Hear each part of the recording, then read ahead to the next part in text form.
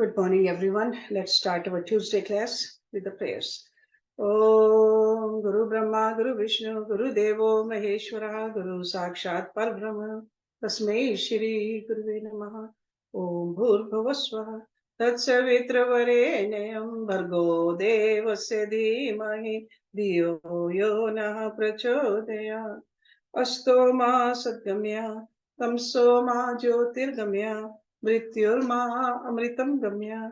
Om Sahna Bhavatu Sahna Bhunaktu Saviryam Karvavai Tejasvi Navadhitamastu Ma Vidvishavai. Om Shanti Shanti Shanti. Uddhava Gita. Let's open our books on page number 160. This is chapter 5 and verse number 16. न स्तुवीत न निंदेत कुर्वत स्वधव साधुवा वदतो गुण दोषाभ्याम वर्जिता सम दृढ़ मुनि. A saintly person views everyone with equal vision, and so he is not affected by what ordinary person considers good or bad. Although he certainly sees how others are performing beneficial or horrible work, and speaking intelligently or foolishly, he does not wish to praise or criticize anyone. So that means that saintly person is not living like a rock. He understands, but he doesn't judge others.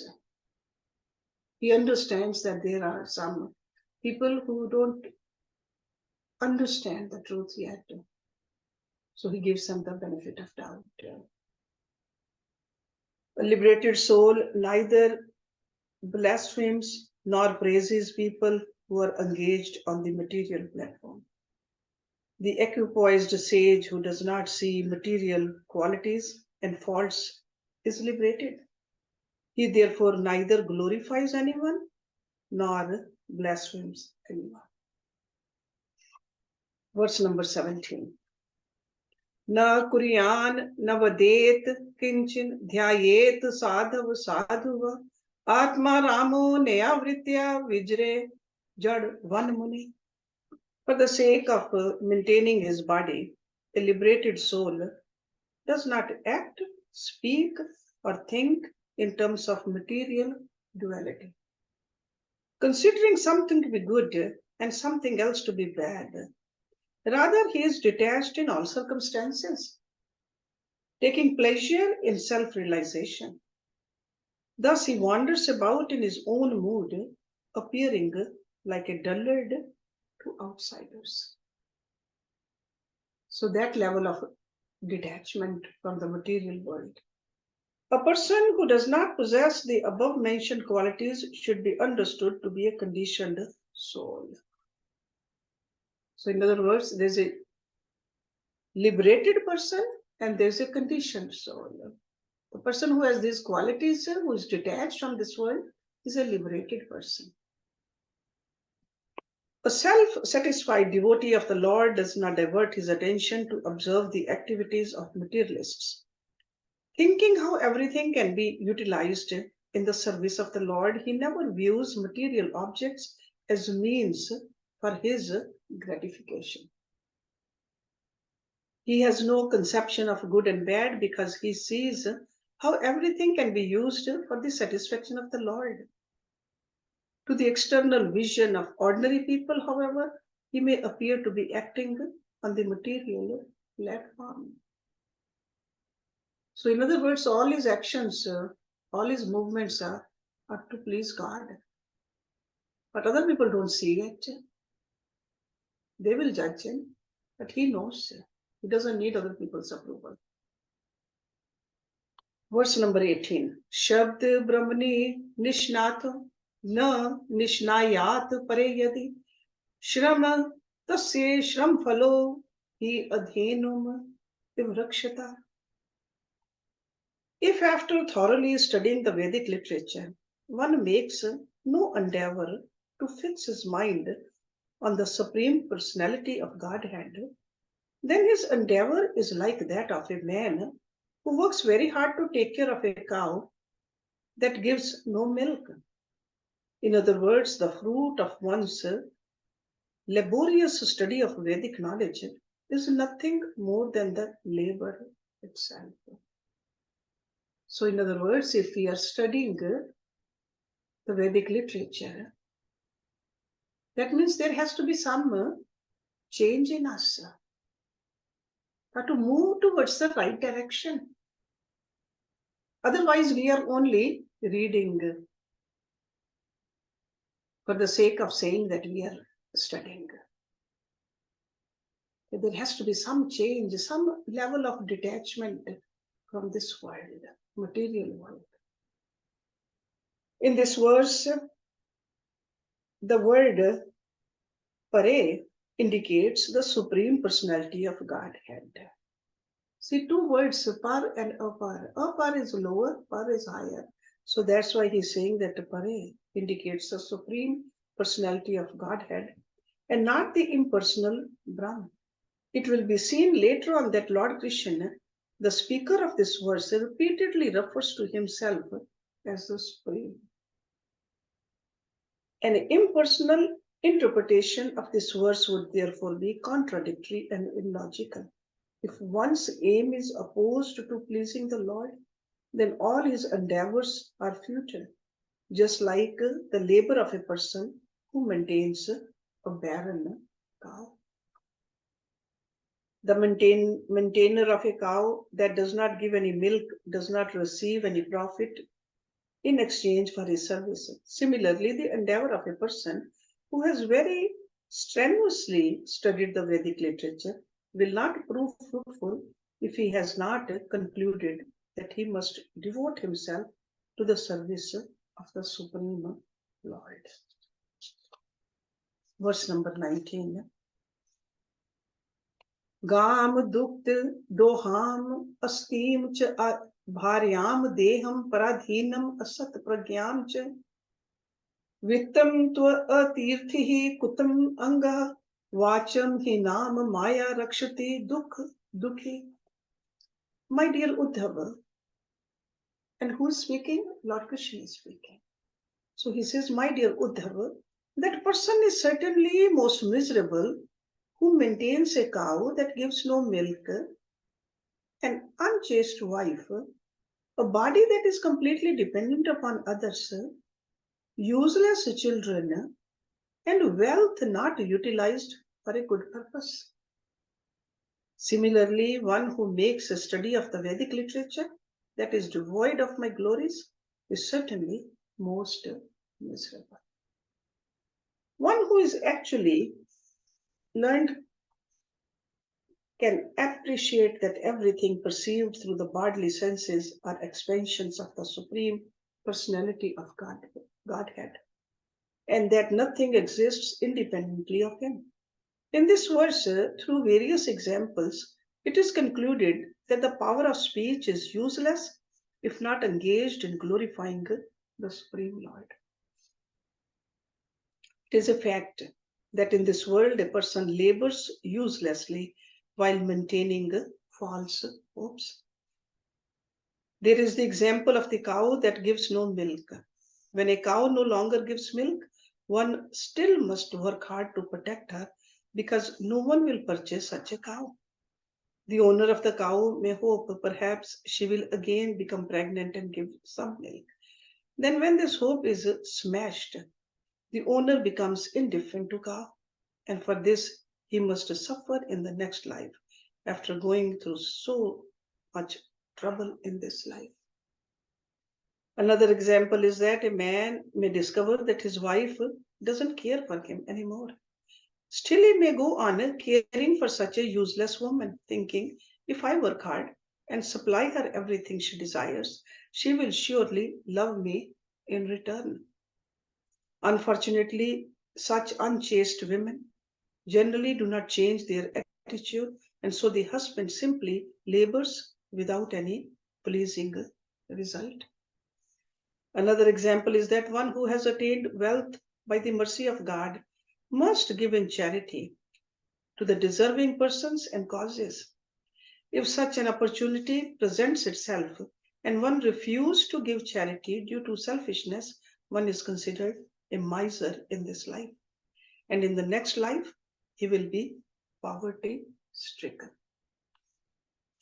One who maintains a cow that does not produce milk, an unchaste wife, a body that is completely dependent upon others, sons that are not of good character, and wealth that is not used for good purposes, suffers miseries, as do those who do not hear and chant the glories of the Supreme Lord.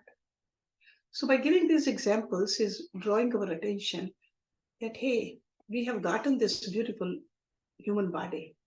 The purpose is to connect with God. Because these worldly examples we are familiar with. So that's why he's giving those examples. Verse number 20. Yasyam name pavanam ankaram sthitye uddhav pran nirodham asya leelavatare janam vasyad bandham giram tam vibriyan nadhira. O Uddhava, an intelligent person should never read literature that does not describe my activities, which purify the entire universe. It is I who creates, maintains, and annihilates the cosmic manifestation. Any so called knowledge that does not recognize these activities of mine is simply barren and is not acceptable to those who are actually intelligent. In the Vedic literature, the absolute truth is sometimes described as Brahm, sometimes as Paramatma, sometimes as Bhagwan. Just to clarify the actual purpose of the Vedic literature, it is being said in this verse, those literatures that do not glorify the pastimes of my various incarnations, which are beneficial to all living entities throughout the universe, are to be avoided by saintly persons. Even Vedic statements that are devoid of the glorification of my transcendental pastimes should never be studied by learned persons. Okay, so he says, don't waste your time. The learning is to know God. In this verse, the Lord explains that the literatures approved for the devotees are those that glorify the Lord's pastimes as the Purush avatar and the Leela avatars, culminating in the personal appearance of Lord Krishna himself. Even Vedic literatures that neglect the supreme personality of Godhead should be ignored. This fact was also explained by Narad Muni to Shrila Vyasadeva, the author of the Vedas, when the great Ved Vyas felt dissatisfied with his work. Verse number 21. Evam jigyasana podya nanatva brahmam atmani upalmet virjammano mai arpyehe sarvage. After coming to this conclusion of knowledge, you should remove the misconception that the material body is the self. And you should fix your mind upon me, the all-pervading Lord, and thereby free yourself from material existence. See, the whole idea of studying and doing the sadhana is to know ourselves. Who are we? Okay? We are the soul which is part of Brahma. So not just to know this theoretically, we got to experience it. So that's why he's insisting that anything which takes our attention, otherwise stay away from it. It's almost somebody is trying to be healthy, is told by the practitioners of health that do not eat junk food. Sure, junk food is there too. The same way, a lot of literature is there.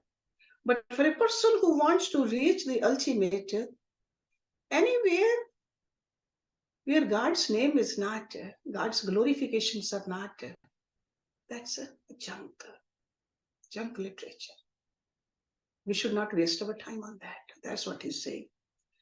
So the conclusion of knowledge is here in being described. To identify with one's gross and subtle bodies, to think that the innumerable living entities are ultimately one, and to think that human beings and demigods possess different types of souls, these are all misconceptions. So between soul and soul, there's no difference. We are all one. One should give up such misconceptions by the process of devotional service and fix his mind on the Supreme Lord. In this way, one will attain realization of the personality of Godhead on the strength of his knowledge in devotional service. This is confirmed in Bhagavad Gita. He's mentioning the verse number 55 from chapter number 18. One can understand me as I am, as the Supreme Personality of Godhead, only by devotional service. See, bhaktya mam abhijanati yavan yascha asmi tatvata. And when one is in full consciousness of me by such devotion, he can enter into the kingdom of God. So, tato mam tatvato. Tatvato. So he says, he knows me in essence. He can enter into me too. As long as one considers the body as the self, various misconceptions will pollute his mentality.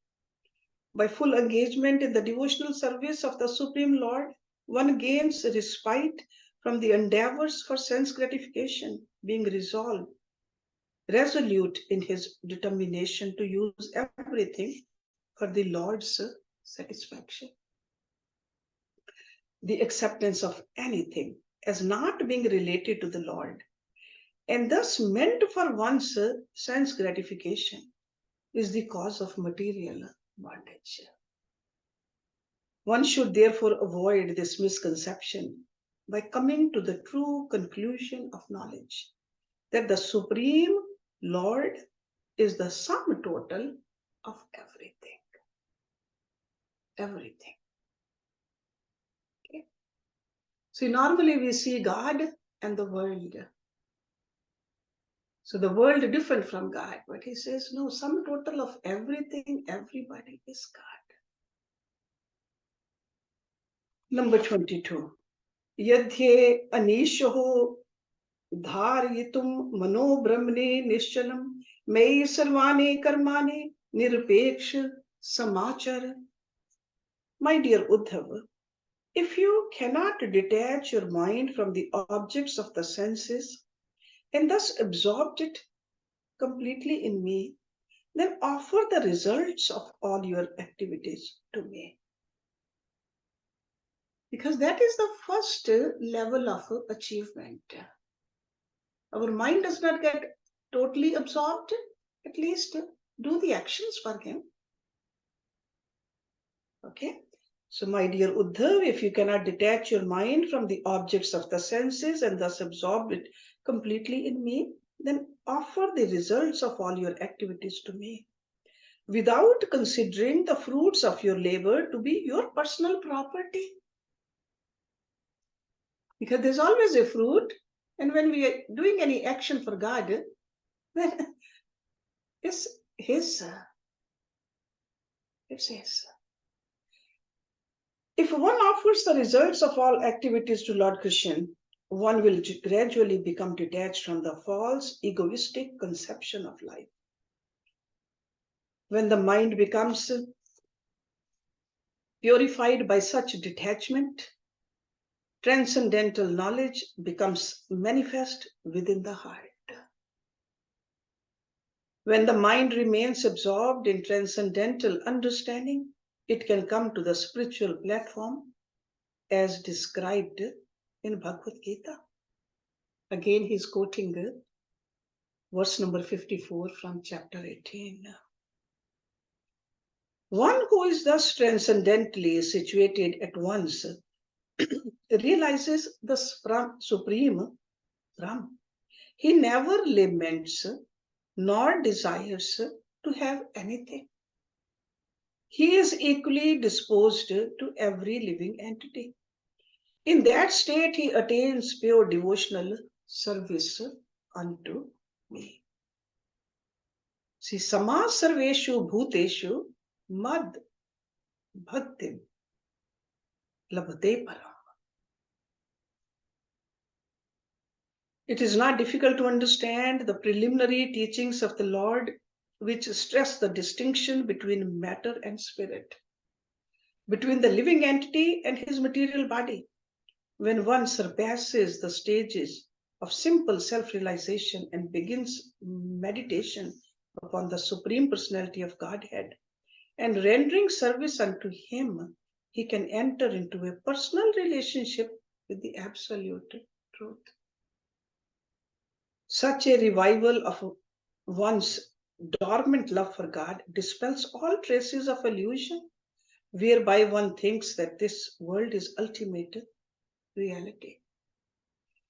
By experiencing the reality of one's relationship with the Supreme Lord, one automatically becomes detached from mundane society, friendship, and love.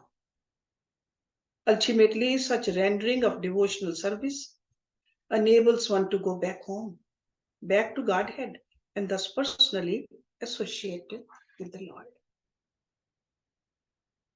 The simple offering of the results of one's activities to the Lord certainly purifies one's existence and enables one to comprehend the preliminary instructions of the spiritual master in disciple succession. Still, if one truly aspires to fix his mind in the service of the Lord, then he should associate with pure devotees of the Lord and render regulated service in their association. So that means the company you keep is got to be very careful. Okay. The conditioned soul, being in the bodily concept of life, is generally not inclined to offer the results of his activities to the Supreme Personality of Godhead.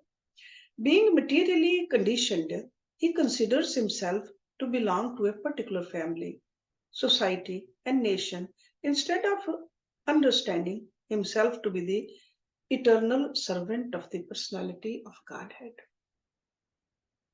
The conditioned souls try to alleviate their suffering by exercising their minds in speculating in various ways, but such endeavors will never free them from illusion.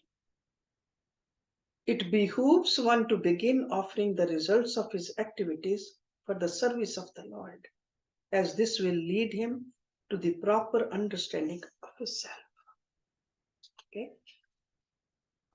So duties we must do, but offer the fruits of your actions to God.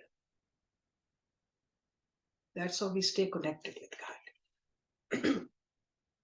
Next two verses, 23 and 24, they are together. Shradhalur mat katha shrivan subhadra lok pavane gayan anusmaran karam janam cha abhinayan muhu. मद अर्थे धर्म कामार्थान आचरण मद आश्रया लभते निश्चलाम भक्तिम मयीम Uddhav सनातने. My dear Uddhav, my faithful devotees always hear about and glorify my all auspicious characteristics. They meditate on me and enact my pastimes through dramatic performances, thus taking full shelter of me. They cultivate religiosity, economic development, and sense gratification only in relation to me. and in this way attain pure devotional service to me, the Supreme Personality of Godhead. After explaining the characteristics of Gyan Yoga, Shri Krishna now describes the characteristics of Bhakti Yoga. In this connection, the faithful Gyanis have been separated from those who have no connection with the Krishna consciousness. Because the word faithful has been used right from the beginning of this discussion, it is to be understood that only a faithful person can come to the platform of a devotional service.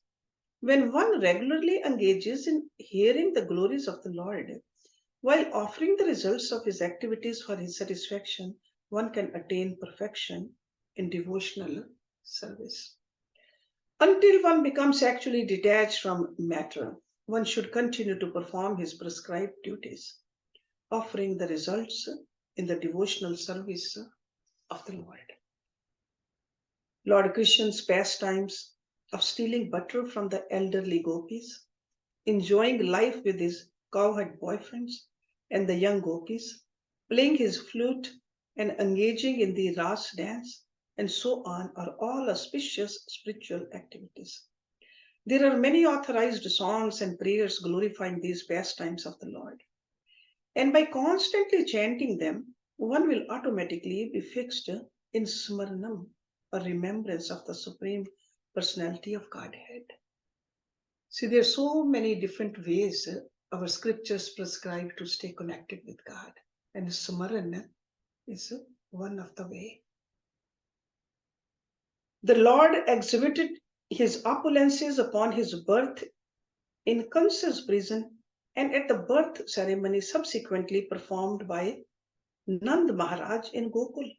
The Lord further performed many adventurous activities such as chastising the serpent Kalia and many other demons. One should regularly take part in the ceremonies commemorating Krishna's pastimes, such as the Janmashtami celebration glorifying the Lord's birth. On such days, one should worship the deity of Lord Krishna and the spiritual master and thus remember the Lord's pastimes. One should give food, grains, and cloth to the Brahmins and Vaishnavas. One should serve the Vaishnavas by giving them Mahaprasad, flower garlands, sandalwood, paste, and cloth.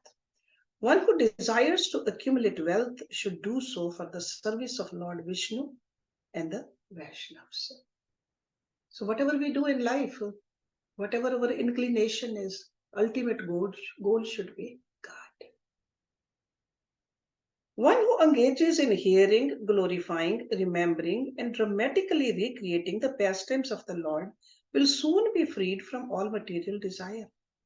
One may take pleasure in spiritual festivals, performances of particular pastimes of Lord Krishna, or activities of other devotees of the Lord. In this way, one can continually increase one's faith in the personality of Godhead. So, the goal is to increase your faith and love for God. Those who have no desire to hear, glorify, or remember the transcendental activities of the Lord are certainly materially polluted and never achieve the highest perfection.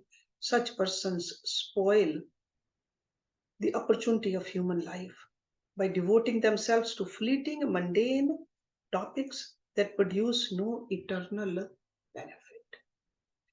The real meaning of religion is to constantly serve the Supreme Personality of Godhead, whose form is eternal, full of bliss and knowledge. One who has taken full shelter of the Lord is completely uninterested in impersonal speculations about the nature of God. He uses his time to advance more and more in the unlimited bliss of pure devotional service. Verse number 25. Sat sang labdhya bhaktya mai mam sa upasita sa ve me darshitam sadve anajar vindate padam.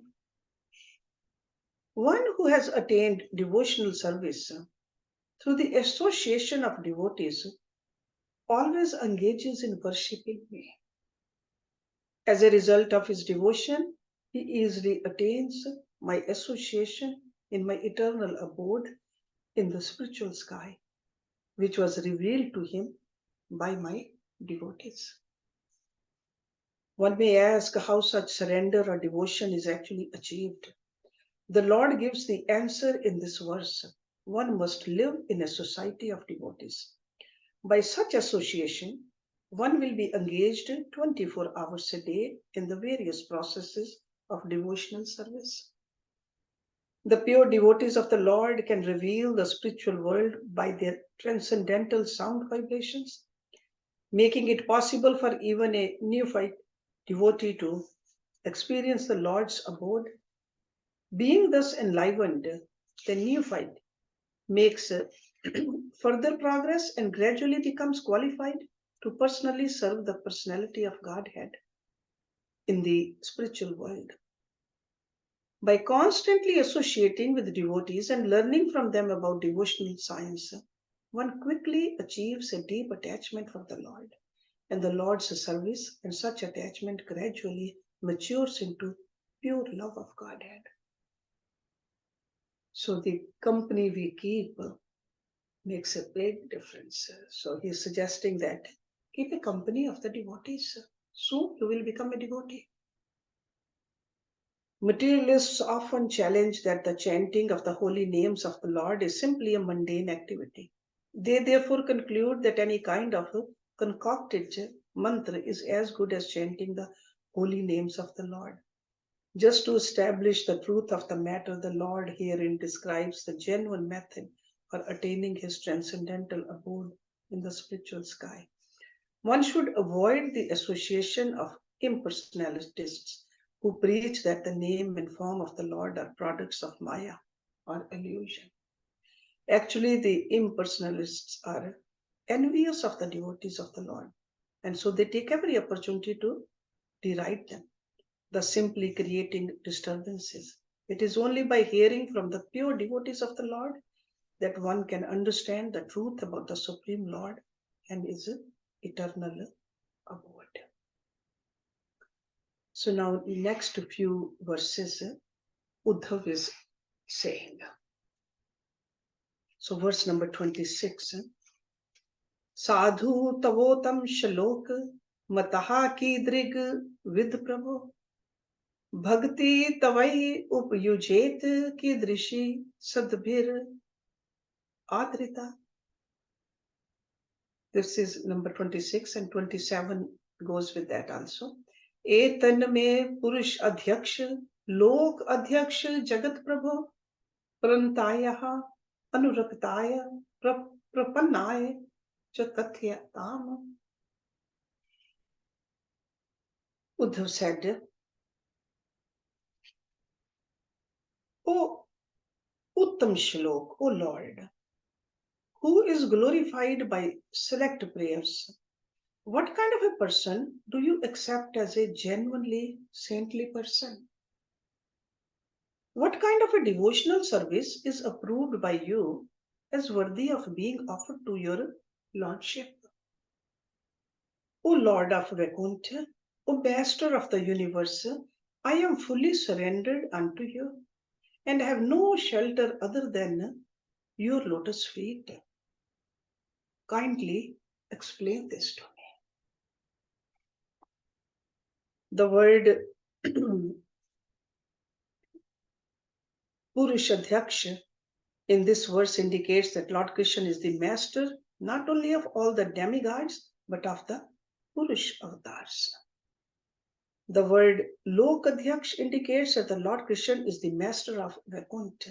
Uddhav also addresses Lord Krishna as Jagat Prabhu because the Lord mercifully incarnates within the material world for the purpose of delivering the pious conditioned souls. The word Paramteha indicates that Uddhav is a surrendered soul and not an impersonalist who refuses to bow down to the Supreme Personality of Godhead. In this verse, Uddhav says that he is Anuraktaya or attached to Lord Krishna with love. Although some great devotees like Arjun sometimes worship the demigods just to acknowledge their exalted positions within the universe, Uddhav never adored anyone but the Supreme Lord. So next verse is also spoken by Uddhav. Tvam Brahm Paramam Vyom Purush Prakrite Para Avatirno Asi Bhagwan Savecho Path Prithigviyo Prithigvapu. My dear Lord, although you are transcendental to material nature, and like the sky, you are never entangled in any way. You assume different forms of incarnation in this world according to the desires of your devotees. The pure devotees of the Lord are interested in delivering the conditioned souls from their ignorance. As such, they are considered to be direct representatives of the Lord, and thus non-different from Him. Although the Lord is fully self-satisfied, and thus not at all interested in the affairs of this material world, still by His causeless mercy, He sometimes incarnates just to propagate His devotional service for the benefit of the ignorant, conditioned souls. Thus, it must be concluded that the Lord descends in various forms as incarnations for the pleasure of His devotees. He also appears as the deity so that His devotees can render service unto Him. The Lord is non-different from His devotees because He preaches devotional service through His devotees. This has been expressed by Shri Narad. Having been awarded a transcendental body, befitting an associate of the personality of Godhead, I quit the body made of 5 material elements. Thus, the devotees are considered to be non-different from the Lord. The Lord is self-satisfied and so is indifferent to this material world, and yet He incarnates to preach devotional service to Himself by His own sweet will. He assumes various forms such as Kapil, Dattatreya, and Narad. Thus it is seen that although the Lord is one, He assumes many transcendental forms. So there are so many avatars, countless avatars actually. Sometimes we think there have been only 10 or 24. No, countless.